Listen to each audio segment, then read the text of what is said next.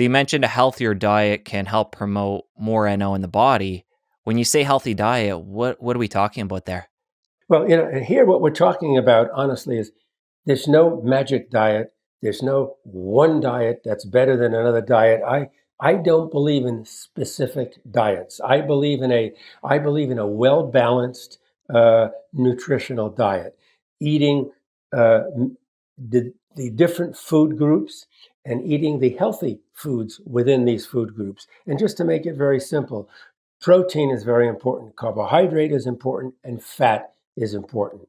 Okay, so if we go to protein, it is important to eat protein, but it should be healthy protein, unsaturated fats, lean. If you like beef, which I love, lean beef is good. Fish is even better, right? Fish is loaded with protein, and it's completely unsaturated, and it's loaded with antioxidants like omega-3 fatty acids, which everybody's heard of. So eating healthy protein is good, and there are many other foods that contain healthy protein, including nuts, beans, and so on. And if we look at carbohydrates, we should really, if we're talking about fruits and vegetables, the vegetables should be green, leafy vegetables. Anything that's colorful like that will contain lots of antioxidants.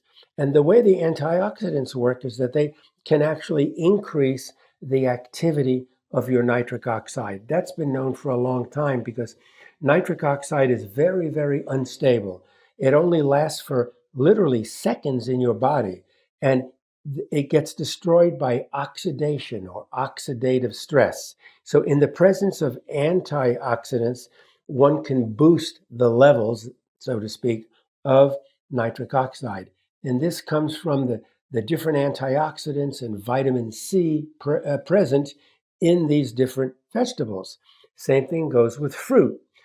We have many different kinds of fruits. The most colorful fruits are the best for NO because the red, the green, the blue, the purple color, any color you see in a fruit is attributed to the antioxidant chemicals in the fruit because those antioxidants have that color. And so it's good to eat fruits that are rich in these colors. Pomegranate, for example, blueberries, blackberries, strawberries, they all have color. They're all loaded with antioxidants, and they've all been shown to boost your nitric oxide production. And so, as you can see, I'm talking about a healthy, balanced diet. I'm not talking about, well, you should eat only protein and very few carbs.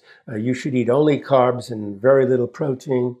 I do not believe in any of those. I think that a balanced, healthy diet is the way to go. In other words, it's a gimmick-free diet, and most people don't follow gimmick-free diets. If you tell somebody you got to eat this and not that, they do it, and I think that's the problem. That's my own opinion, though. Well, I think you make it really manageable, and that does make a lot of sense. But within that realm, are there specific foods? I know you mentioned the green vegetables, high in antioxidants, eating the colorful fruits and vegetables, but are there certain specific, maybe a handful of 3 to 5 different fruits and vegetables, or any food for that Yeah, matter, that people sure. can consume that have extraordinary benefits when it comes to NO? Sure. Okay. So one, I would have to say that fish and any fish products. So that's a big category.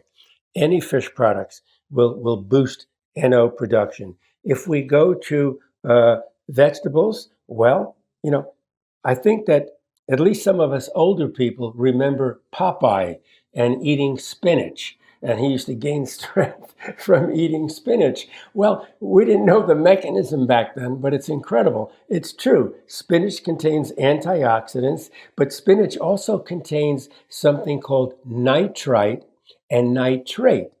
That's become more popular recently. Those are ingredients in fertilizers, and you find them in root vegetables and leafy vegetables close to the ground.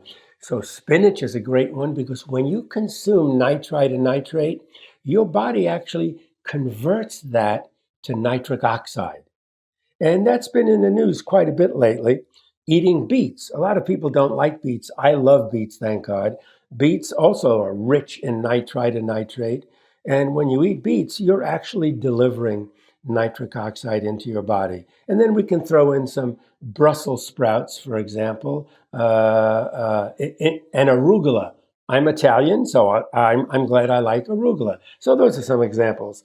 If we go to fruit, the best fruit, we've done experiments on this and published this, but the best fruit for boosting nitric oxide is pomegranate juice, or just the pomegranate fruit. And I don't get any money or compensation for saying that. Okay. Another one, of course, blueberries, blackberries. In the berry family and the pomegranates, those would boost nitric oxide more than, say, would an apple or a banana. I'm not putting those down. They're good for fiber, and that's also important, for balanced health. And when it comes to boosting NO in the system, how quickly does that happen? If we're talking about some of these specific foods like arugula and different berries, is it like within minutes of consuming that, or is it more just eating that on an ongoing basis and then having an overall boost in general in NO?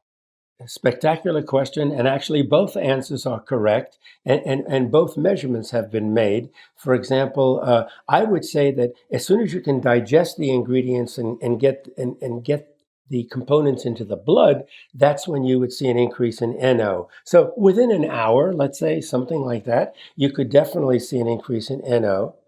If you have, let's pick arugula, that's my favorite. If you eat that once a week, you'll get a boost in about an hour. It'll last an hour and come back down. But if you eat it every day, then every day you will get that spike. And if you eat the other fruits and vegetables I mentioned, every time you eat them, you're going to get that spike. Well, common sense tells you, you don't have to be a rocket scientist to figure out that the more of that you eat, then the higher the levels, and the more you'll maintain those levels of nitric oxide. And I think that's important. And if you take the opposite point of view, then you can make these measurements. We did so in my laboratory years and years ago. But if you take I will not mention the brand, but if you take a delicious, greasy, fatty hamburger and you eat that and you're monitoring the nitric oxide levels, you'll see a decrease within 20 minutes, 40 minutes. And that decrease is going to be there for 2 to 4 hours. Now, doing that in itself is no problem. That's not going to cause a heart attack. Of course not. But for those people who eat hamburgers or that kind of meat every single day, you're going to have a prolonged decrease in NO.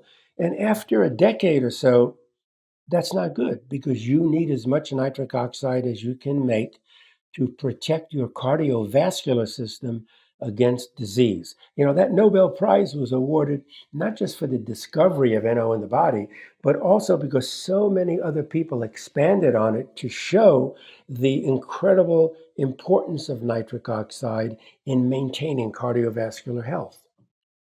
Let's get a little bit more granular in the details here. We now know there's different foods that can boost and dampen NO. Let's talk about what happens, the physiology in the body. So you eat, say, we'll talk about one of the foods that boosts NO. You eat, say, arugula. So Okay. once that gets into the digestive system and we start to break that down, how specifically is NO produced? Okay, let me tell you. And it's not just from arugula, but from other foods as well. They each do it a slightly different way. If we go to protein, healthy protein, soy protein, protein from nuts, for example, okay, or protein from fish, that's maybe the best example. What happens is that protein is composed of about 20 different amino acids.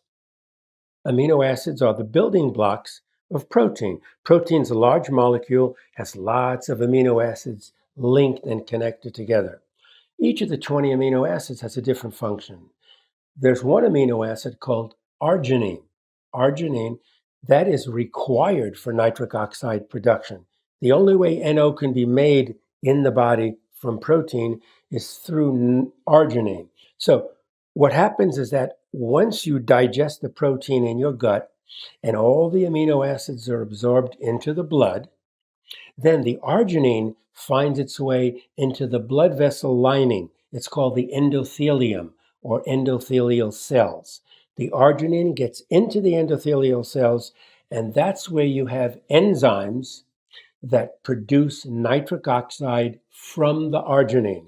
Part of the arginine molecule is actually clipped off and converted to nitric oxide. So just think, you have hundreds of thousands of miles of arteries and veins in your body. You have 60 million endothelial cells, I think. And when you get when the amino acids, when arginine gets absorbed, it's going to go into all of the endothelial cells throughout the body and stimulate nitric oxide production everywhere, not just in one particular area. So if we go to antioxidants, they're not converted to NO. The antioxidants sort of take away oxidative stress, thereby allowing whatever nitric oxide happens to be present to increase in amount because it's no longer being destroyed by the oxidative stress. So by that mechanism, similarly, if you eat enough of these carbohydrates and fruits and vegetables, you will protect the nitric oxide that is made from the arginine, which comes from the protein. So you can see where they work together. So if you just ate protein and you had no carbs and no vegetables and no fruit, yes, you would make NO, but that NO would be destroyed so rapidly that I'm not sure what kind of a benefit it would have in the rest of the body. That's why it's so important to eat the fruits and vegetables along with the protein, because one serves to make the nitric oxide and the other one serves to preserve it so that it can produce the desired effect. If you enjoyed that clip, press here for the full episode. I'll see you over there. And then I realized that I was awarded the Nobel Prize. I just want the world to realize how important nitric oxide is.